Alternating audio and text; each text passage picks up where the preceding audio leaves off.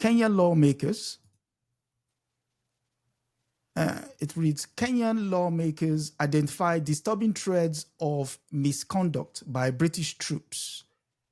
And it is a parliamentary inquiry in Kenya has accused British troops of training there of a pattern of sexual misconduct and environmental harm that has led the forces from the former colonial power to be seen as an occupying presence.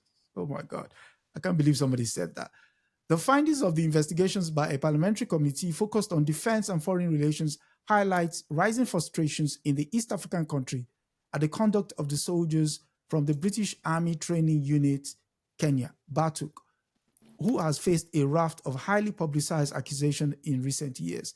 The most prominent allegation relates to 2012 murder of 21-year-old Agnes Wanjiru near the British Forces training camp in towns of Nayuki.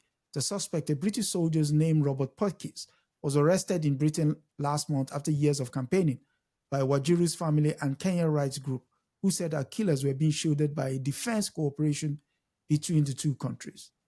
I believe we're familiar with the story, but all the same. First of all, comrade, I want to thank you for keeping on top of this issue. I think this is a topic we've discussed probably at least 6 times now. Yes. And yes. I commend you for staying on top of it.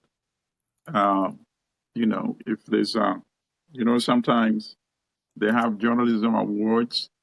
I think you deserve one for staying on top of this topic. Thank you. Consistently. No, really. You've kept us also informed, and of course the listeners you've kept and viewers, you've kept them informed as well. So I want to thank you for that. So maybe I'll make a couple of very quick points, and then the sister can also come in. First of all, the headline is insanely benign and scandalous. If you were not familiar with it, what Kenya lawmakers identify disturbing trend of misconduct by British troops. What are you talking about? In the body of the article, we are told that rape, assault, abandonment of children, environmental degradation. This is what you call disturbing trend of misconduct. The headline is just insane. Okay, then the second thing, well, when they start talking about seeing as an occupying presence, to me, it means it's going to be difficult probably to renew this contract when it expires next year. So that's going to be a major test of the political class in Kenya. Are they going to abandon the people once again and go for the money? Probably, because that's how they've been operating. And then we learned that this guy, the soldier, Purkis, murdered this Kenyan young lady, Wanjiru, in 2012. And he's just being arrested now. Think about that. After 13 years. And this is because of campaigning by private civil organizations, human rights organizations, together with some members of parliament. And it still took 13 years. What if people had not even taken this initiative?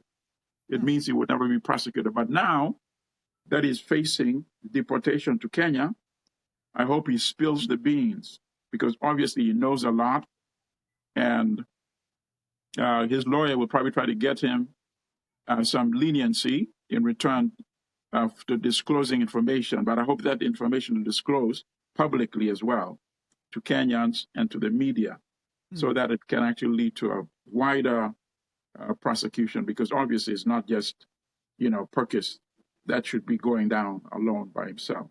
Correct. So these are the key points. And then finally, of course, imagine the inhumanity. They're sending out Kenyans without protective gear to go and explode explosives, ammunition. Think about that. Yeah. It tells you the kind of so-called human beings that we are dealing with, So those are the points I wanted to make. Wow. Sister? Yeah, it's just misconduct. It's not a big deal that he took somebody's life. So here's the thing, and we this predates colonialism. Yeah. um, African leaders in whatever formation allowing these foreigners onto their soil and still allowing those foreigners to operate under their own laws and not our laws.